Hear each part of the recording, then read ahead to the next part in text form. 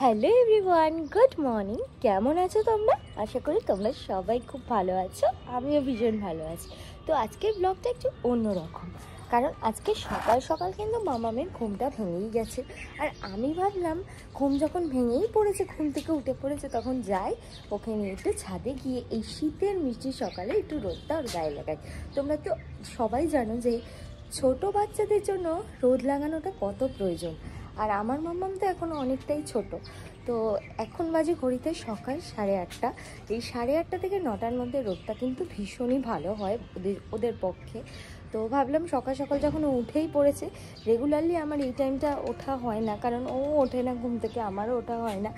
আর এখন তাই জন্য ওকে নিয়ে একটু ছাদে এসেছি, একটুখানি রোদটা ওর গায়ে লাগাবো, তারপরে নিচে চলে যাব, কারণ ওর একটু বাদে ও ব্রেকফাস্ট করবে। আর মাম্মাম সকালে ঘুম থেকে উঠে একদম ব্রেকফাস্ট করতে চায় না, একটু বাদে করে, মানে ওই 10টা 10:30 নাগাদ করে।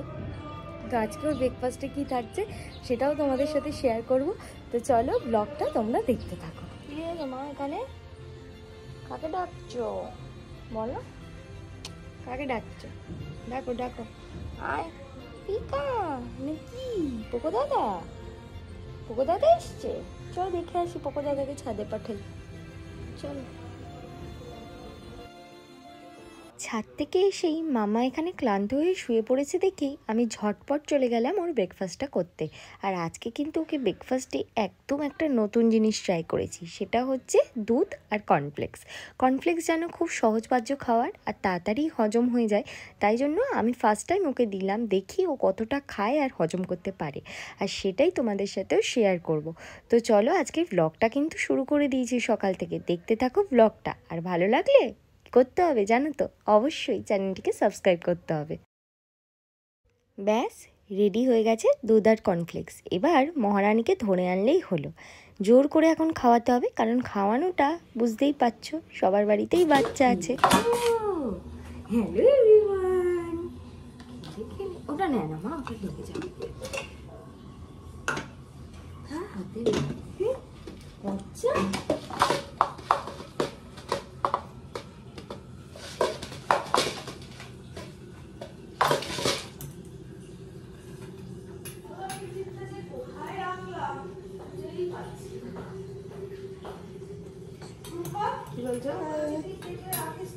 কি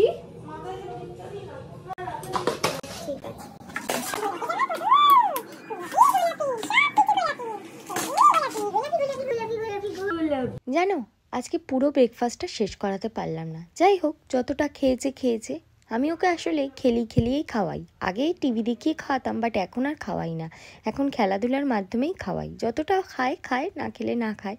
তো এখন বাজে হচ্ছে ঘড়িতে 11টা, আর ওই সময়টা ঘুম দেয়। ও দেখো এখানে ঘুমিয়ে পড়েছে। ব্যাস ও কিছুক্ষণ ঘুমোবে, আর তার মধ্যে আমি আমার ঘরের কাজটাও সেরে নেব।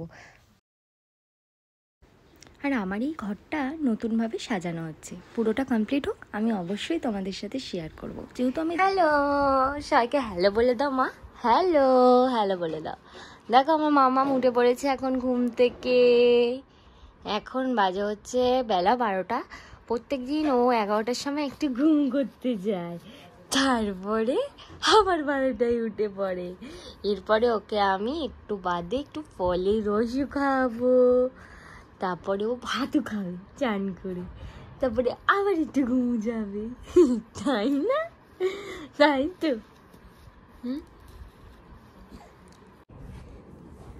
হ্যালো এভরিওয়ান, হ্যালো সবাইকে। তো মামাম কিন্তু অনেকটাই বড় হয়ে যাচ্ছে দেখতে দেখতে। তো যেটা হয়, আগের বছর শীতে ও আমার পেটুতে ছিল, আর এই বছর দেখো আমার কাছে। হ্যাঁ শোনা মা, আজকে সারাদিন ওর সাথে কী করে কাটাই সেটাই তোমাদের সাথে ভাবলাম ছোট ব্লগের মাধ্যমে একটা শেয়ার করি, কারণ অনেক দিন হয়ে গেছে তোমাদের সাথে ব্লগ শেয়ার করা হয় না, গল্প করা হয় না। তো ভীষণ ব্যস্ত হয়ে পড়েছি মাঝখানে, বুঝতেই পারছো ছোট বেবিকে সামলে একা হাতে সবটাই মানে একটু প্রবলেম হয়ে যায়। তো যাই হোক, তো চেষ্টা করবো এবার থেকে রেগুলার ব্লগটা মেনটেন করার। তো কলকাতায় জেনারেলি যেটা হয়, খুব একটা ঠান্ডা পড়ে না। তো আমি যেহেতু স্নান করা হয়ে গেছে, সেই জন্য একটু শীত করছে আমার। তো এখন নভেম্বরের আজকে 23 হয়ে গেল, আর আজকে মাম্মাম কিন্তু পুরোপুরি 6 মান্থ কমপ্লিট করলো, 7 মান্থে পড়লো। তো আজকে ওকে সলিডে কি দিচ্ছি, মানে ফার্স্ট টাইম ওকে আজকে আমি ডাল আর মানে মুগ ডালটা ট্রাই করছি, কারণ এতদিনে আমি মুসুরির ডালটাই ওকে খাইছি, মুগ ডাল ট্রাই করিনি। তো আজকে যেহেতু 7th মান্থে পড়েছে, একটু ডাল চাল ফার্স্ট দেবো, খাওয়াবো, দেখবো রিয়াকশানটা কি হয়, সেটাই তোমাদের সাথে শেয়ার করবো। আর অবাক হয়ে দেখছে কি বলছি, কি বলছে মা, কি বলছে, অবাক হয়ে দেখছে। সব মিমিদেরকে হ্যালো করো, হ্যালো হ্যালো গাইস। তো চলো আমি ওকে এখন ফলের রসটা খাই, তারপর তোমাদের সাথে কথা বলছি। এই দেখো আমাদের রস খাবে, রস খাবে, রস খাবে। রিঅ্যাকশনটা ভালো না, খায় ভালো না মাম্মা, 2-3 চামচ খায়, এর থেকে বেশি খায় না মাম্মা। ভালো না মাম্মা, বাবা ডাকছে, বাবা ডাকছে, মামা এইছো মাম্মা। ভালো না, ভালো না, টক টক। না না টক না, মিষ্টি।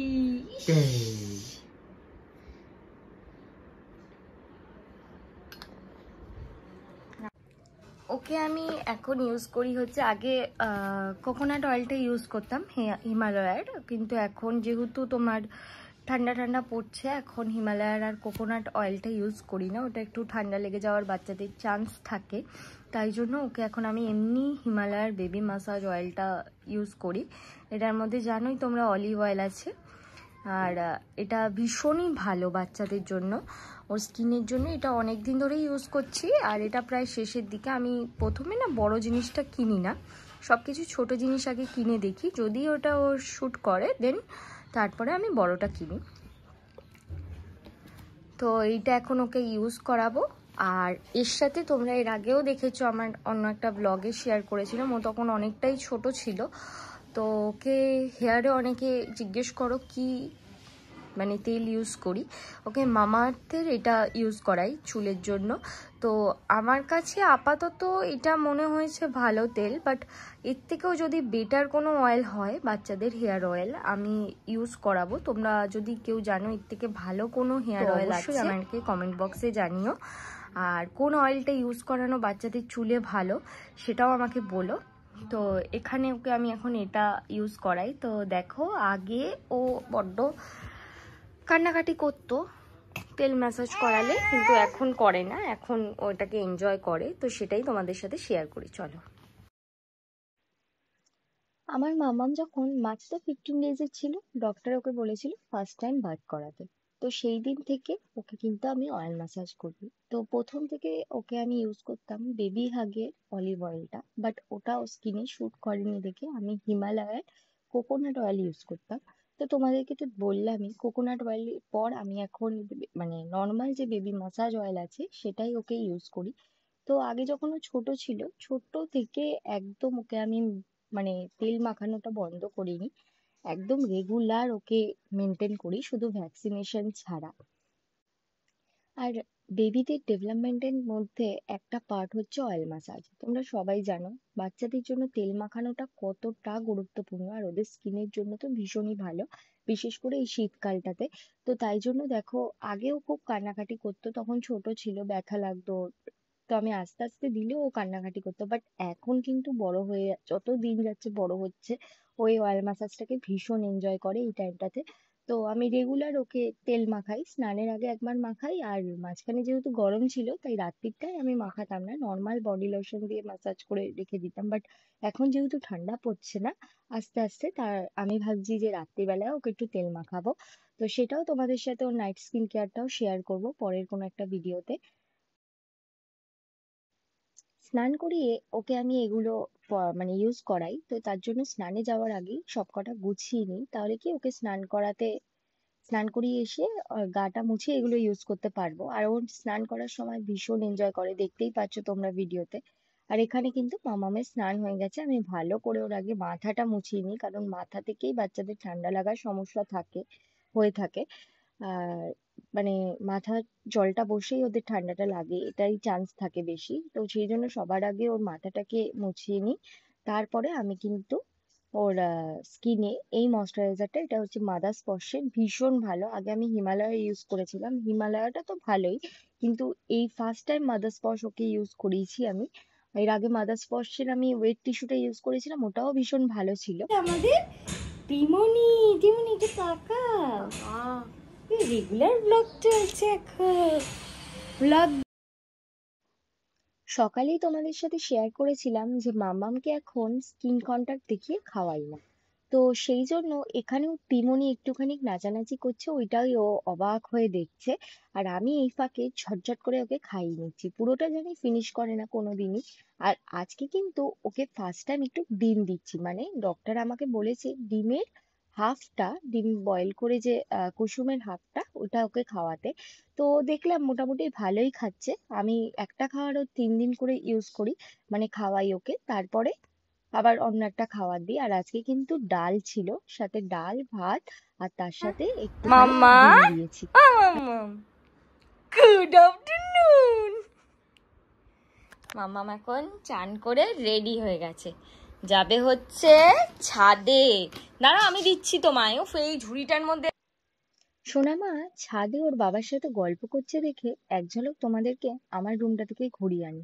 দেখো ঘরটার কি অবস্থা। আর এখন নিচে গিয়ে আমাকে পুরো ঘরটা কিন্তু পরিষ্কার করতে হবে, কারণ ওর বাবার কাছে আছে দেখে সময়টা হাতে পাবো। দেখতেই পাচ্ছ কি অবস্থা। চাদরটাও আজকে ভাবছি চেঞ্জ করেই দেবো। তো সবকিছুই তোমার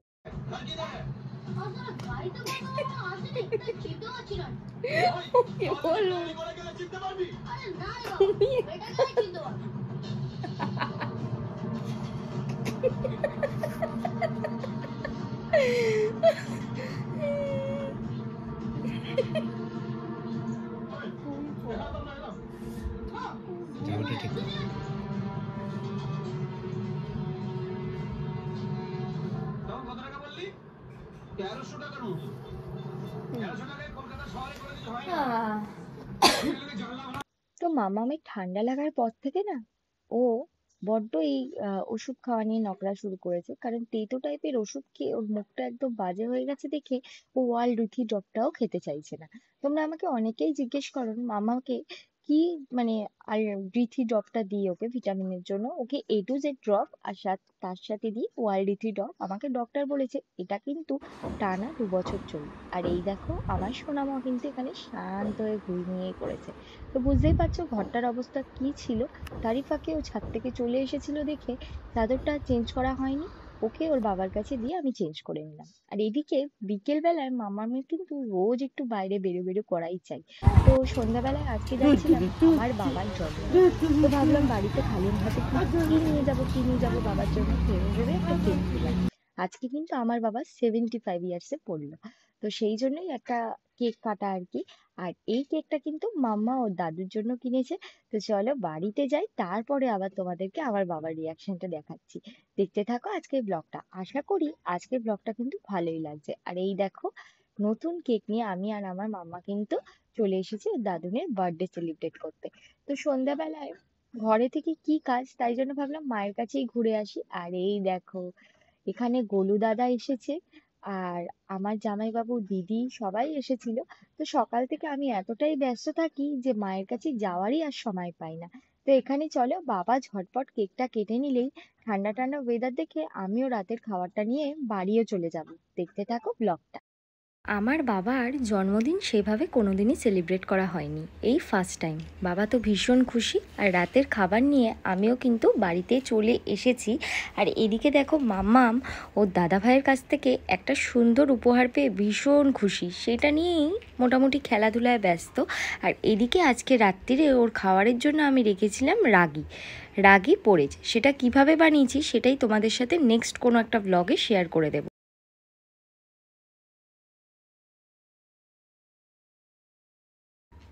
বাচ্চাকে খাবার খাওয়ানোটা আমার মতন প্রত্যেকটা মায়ের কাছেই একটা মনে হয় যুদ্ধ। তো যাই হোক, এখানে মামামকে কোনো রকমে ধরে বেঁধে তো আমি খাইয়ে নিয়েছি। আর এদিকে আমার সোনামা ঘুমিয়েও পড়েছে। আজকের মতন ব্লগটা এতটাই থাক, দেখা হবে তোমাদের সাথে আবার নতুন কোনো ব্লগে। ততক্ষণের জন্য তোমরা সবাই সুস্থ থাকো আর ভালো থাকো।